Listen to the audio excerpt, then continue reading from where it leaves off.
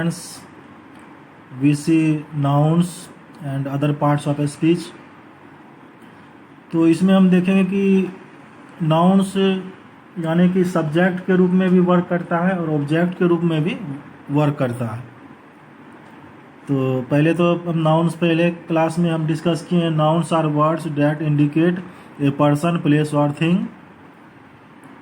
तो सब्जेक्ट क्या होता है किसी भी सेंटेंस में, उसका डेफिनेशन देखते हैं। The subject is the person और थिंग डूइंग, परफॉर्मिंग और controlling the action of the verb. Subject क्या होता है? जो कि किसी भी कार्य को करता है या परफॉर्म करता है या कंट्रोल करता है, किसी भी एक्शन, किसी भी कार्य को वो परफॉर्म करता है। जैसे कि एक सेंटेंस से देखते हैं, जैसे एग्जांपल देखते हैं।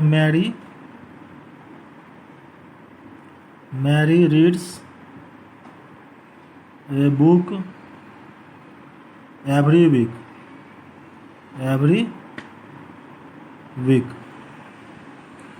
Mary reads a book every week.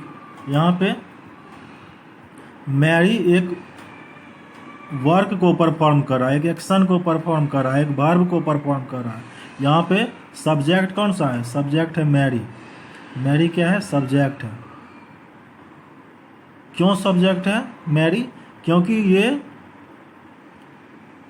किताब पढ़ता है। मैरी किताब पढ़ती है प्रत्येक सप्ताह। तो यहाँ पे मैरी क्या हो गया? सब्जेक्ट हो गया। मैरी क्या हो गया? सब्जेक्ट हो गया। यहाँ से डेफिनेशन से देखते हैं। इज द पर्सन और थिंग डूइंग, परफॉर्मिंग और controlling the action of the verb.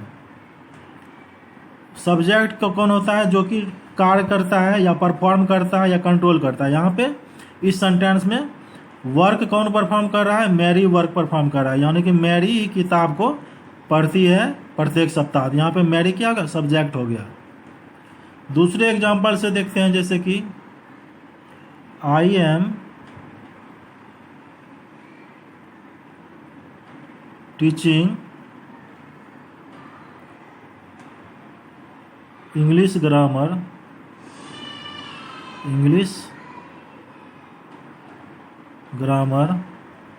On YouTube.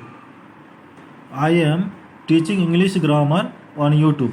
यहाँ पे कौन पढ़ा रहा है इंग्लिश ग्रामर यूट्यूब पे? आई यानी मैं। तो ये क्या हो गया? सब्जेक्ट हो गया। ये क्या हो गया? सब्जेक्ट हो गया। ये क्या हो गया? सब्जेक्ट हो गया। इस तरह से आप लोगों को ढूंढना है किसी भी सेंटेंसेज में कि कौन सा सब्जेक्ट है। आप अपने किसी सेंटेंस बुक में ढूंढिए, उसमें देखिए कि सब्जेक्ट आप किसको डिसाइड कर सकते हैं। अब आगे देखते हैं ऑब्जेक्ट्स। आगे देखते हैं ऑब्जेक्ट्स किसको कहते हैं।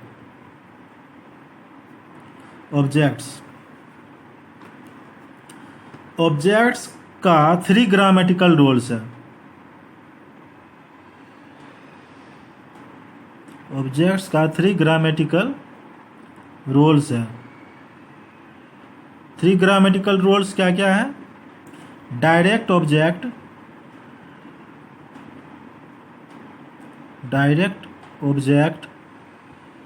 Of a verb. ये होगा पहला ग्रामेटिकल रोल्स ऑब्जेक्ट्स का किसी भी सेंटेंसेस में। Indirect object of a verb. फिर तीसरा है object of a preposition. Object of a preposition. Objects या किसी भी सेंटेंस में 3 रोल्स है, 3 ग्रामेटिकल रोल्स है। पहला क्या है? Direct object of a verb, indirect object of a verb, object of a preposition. अब डायरेक्ट ऑब्जेक्ट्स को देखते हैं। Direct objects are what receive the action of the verb in a sentence और clause. Direct objects उस object को कहते हैं जो कि सीधे वर्ब के एक्शन को रिसीव करता है। जैसे कि एक सेंटेंस से देखते हैं, जैसे कि एक सिंपल सा सेंटेंस देखते हैं, I read a book, I read a book. यहाँ पे बुक क्या हो गया, बुक है डायरेक्ट ऑब्जेक्ट, बुक क्या है डायरेक्ट ऑब्जेक्ट, डायरेक्ट ऑब्जेक्ट। क्यों, क्योंकि ये रीड क्या हो गया वर्ब हो गया, इसका क्या है कि रिसीव, यानी कि डायरेक्ट ये रिसीव कर रहा है एक्शन को, यानी कि I read a book direct object हो गया, receive the action of a verb in a sentence, ये रिसीव कर रहा है direct action of a verb, ये हो गया डायरेक्ट ऑब्जेक्ट। जैसे कि दूसरा एग्जांपल देखते हैं, द डॉग। तो डायरेक्ट ऑब्जेक्ट तो हम देख लिया। इनडायरेक्ट ऑब्जेक्ट का डेफिनेशन है, indirect object receives the direct object, यानी किसी भी सेंटेंस में इनडायरेक्ट ऑब्जेक्ट डायरेक्ट ऑब्जेक्ट को रिसीव करता है। जैसे कि एक एग्जांपल से देखते हैं, please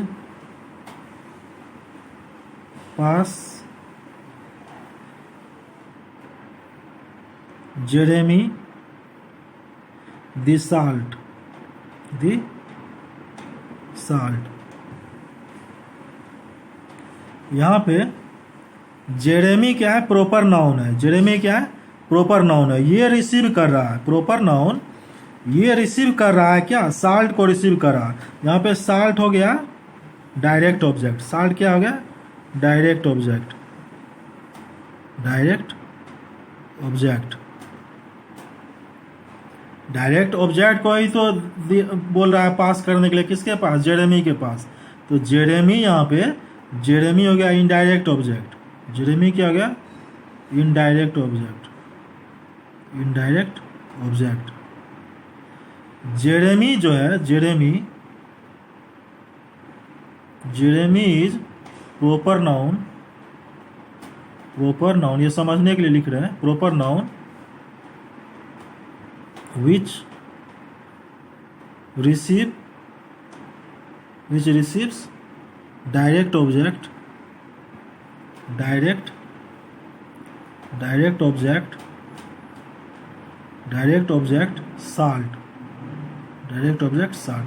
Jeremy is proper noun which receives direct object salt. तो ये जो है जेरेमी यही तो रिसीव कर रहा है साल्ट को। तो डेफिनेशन से हम दिए हैं indirect object receive the direct object, direct object तो यहाँ पे साल्ट था, साल्ट को रिसीव कौन कर रहा था, जेरेमी। तो जेरेमी क्या हो गया इनडायरेक्ट ऑब्जेक्ट हो गया। अब आगे के सेंटेंस से देखते हैं, जैसे कि एक सेंटेंस है, आपको सेंटेंस में पता करना है कि कौन सा डायरेक्ट ऑब्जेक्ट है कौन सा इनडायरेक्ट ऑब्जेक्ट है। तो कभी कभी तो इजी सेंटेंस में तो तुरंत पहचान जाते हैं कि कौन सा डायरेक्ट है ऑब्जेक्ट है और कौन सा इनडायरेक्ट ऑब्जेक्ट है।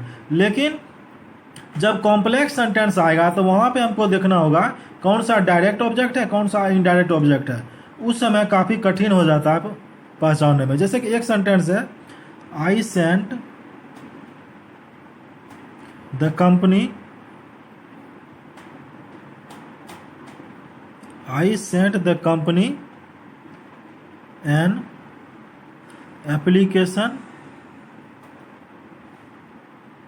For the job, for the job. I sent the company an application for the job. यहाँ पे the company, I sent the application, I sent the company an application for the job. यहाँ पे कौन receive कर रहा है application, company. तो company तो रिसीव कर रहा है एप्लीकेशन को, तो एप्लीकेशन हो गया डायरेक्ट ऑब्जेक्ट, एप्लीकेशन क्या हो गया डायरेक्ट ऑब्जेक्ट, एप्लीकेशन क्या हो गया डायरेक्ट ऑब्जेक्ट, एप्लीकेशन हो गया डायरेक्ट ऑब्जेक्ट। कंपनी क्या हो गया, कंपनी रिसीव कर रहा है किसको, एप्लीकेशन को। तो जब डायरेक्ट ऑब्जेक्ट को जो रिसीव करता है वो क्या हो जाता है इनडायरेक्ट ऑब्जेक्ट, वो क्या हो जाता है इनडायरेक्ट ऑब्जेक्ट। कंपनी क्या हो गया इनडायरेक्ट ऑब्जेक्ट। अब इसी सेंटेंस में तीसरा रोल हम क्या बोले हैं, object of preposition, object of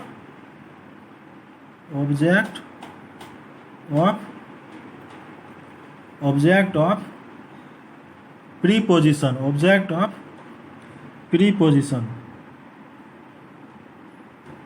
ये है तीसरा रोल ऑब्जेक्ट का। इसी सेंटेंस में देख लेते हैं, जैसे कि for the job, for the job, job भी ऑब्जेक्ट है, for the job, for the job.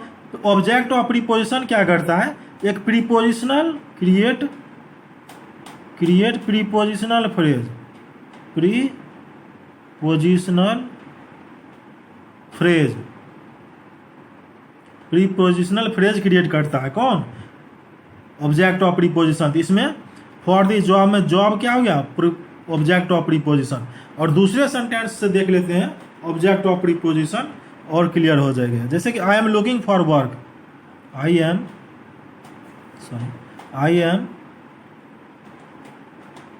Looking for work, I am looking for work. यहाँ पे फॉर वर्क तो क्या है, प्रीपोजिशनल फ्रेज है। अब वर्क यहाँ पे क्या हो गया, object of preposition, object of preposition. ये क्या हो गया, वर्क क्या हो गया, ऑब्जेक्ट ऑफ प्रीपोजिशन। तो अभी तक हम क्या क्या देख लिए कि नाउन का डेफिनेशन तो हो गया कि इंडिकेट पर्सन, प्लेस और थिंग। अब नाउन जो है सब्जेक्ट के रूप में भी वर्क करता है, ऑब्जेक्ट के रूप में भी वर्क करता है। सब्जेक्ट को हम कैसे पहचानेंगे, सब्जेक्ट को कैसे डिफाइन करते हैं, और ऑब्जेक्ट को हम कितने रोल्स में सेंटेंस में देखते हैं, जैसे कि 3 रोल्स में देखते हैं। एक हो गया ऑब्जेक्ट ऑफ डायरेक्ट ऑब्जेक्ट, एक हो गया इनडायरेक्ट ऑब्जेक्ट, और एक क्या हो गया, ऑब्जेक्ट ऑफ प्रीपोजिशन। इस तरह से हम 3 रोल्स को देखते हैं। तो आज के क्लास में तो हम देख लिए यहीं तक, यानी कि नाउन्स। अब नाउन्स वर्क किस में करता है, सब्जेक्ट में, ऑब्जेक्ट में, ऑब्जेक्ट का कितना रोल्स है किसी भी सेंटेंस में। तो आज के क्लास में यहीं तक। Until the next class, friends, take care all of you. I will meet you again in our next class. Thank you for watching my videos.